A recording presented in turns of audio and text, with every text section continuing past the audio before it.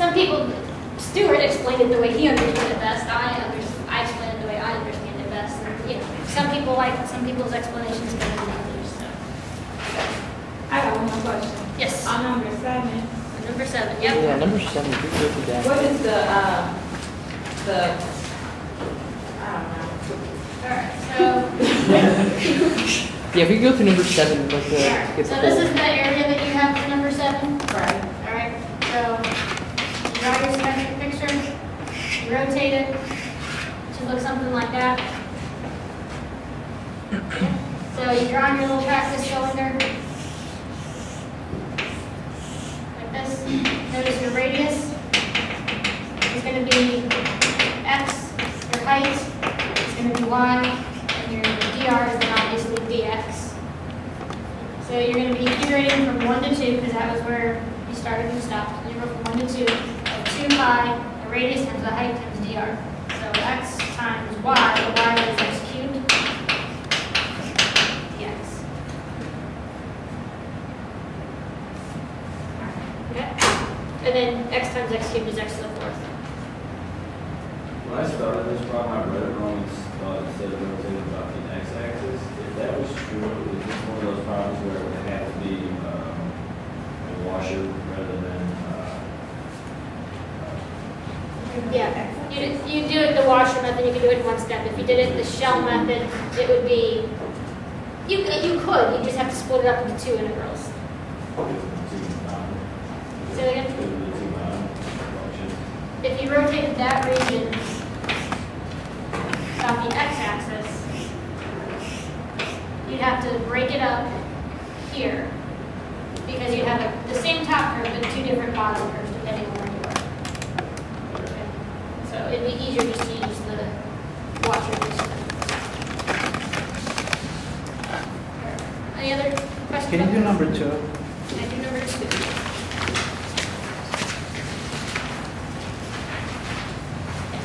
So most of you is okay on number 2. Where's my eraser?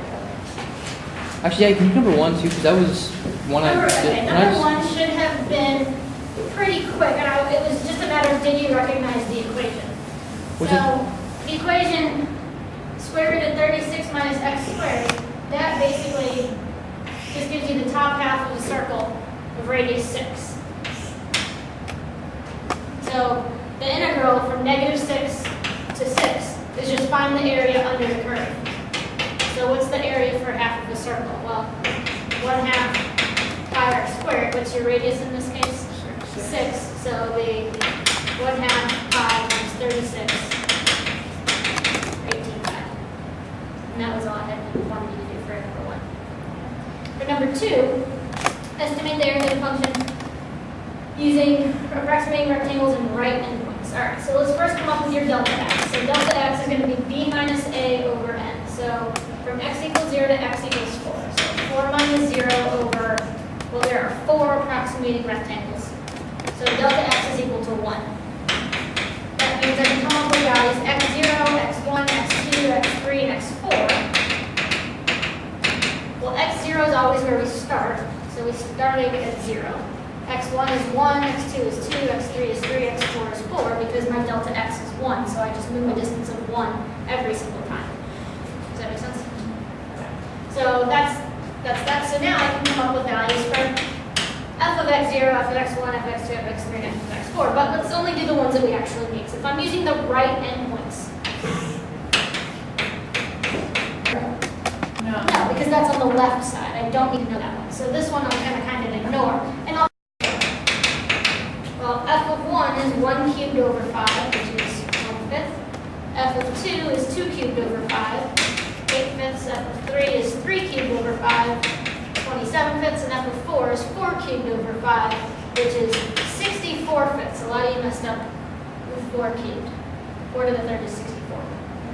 So then all you do is you add up these areas. So how do you find the areas? You multiply the height times your width. Well, what's your width? 1. So the area is just going to be 1/5 times 1, which is still a fifth. Okay. The second area, 8/5 times 1, which is still 8/5. The third area is 27/5. The fourth area is still 64/5.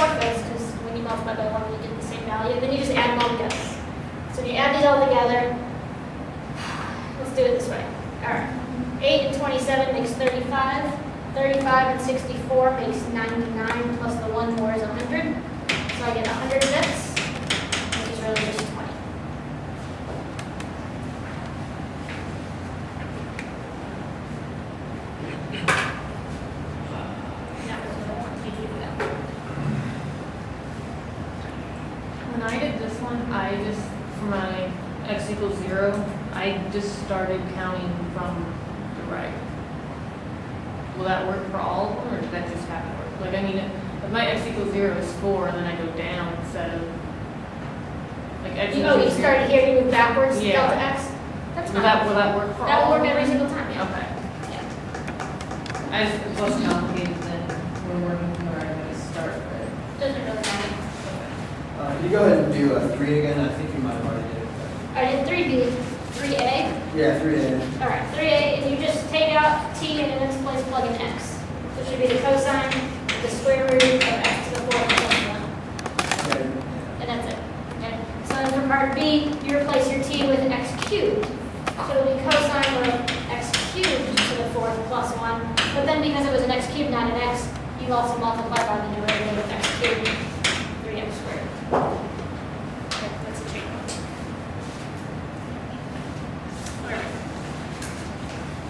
Okay, so the solutions to this test, I will have them posted on my gateway for you, so if you didn't get a chance to catch anything that I said over any of these problems and you want to play around with them for practice, those will be up there for you.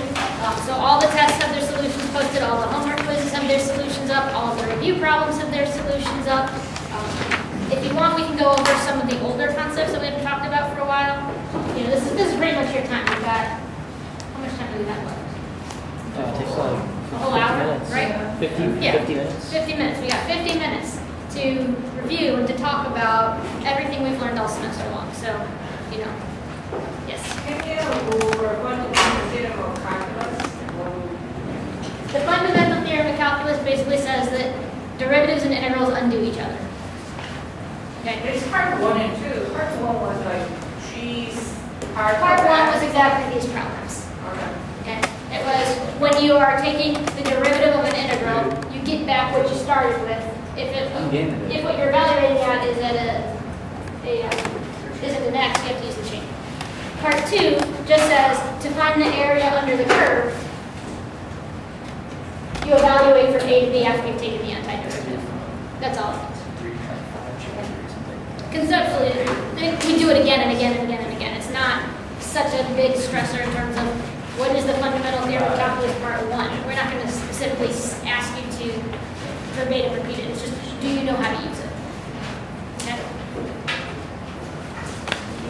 All right.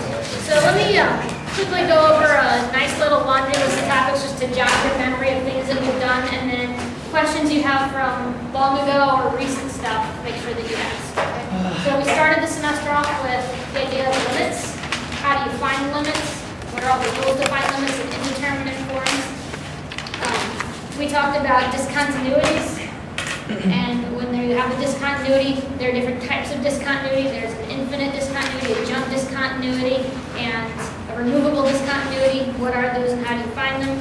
We talked about being continuous from the left, being continuous from the right. I just played out being continuous.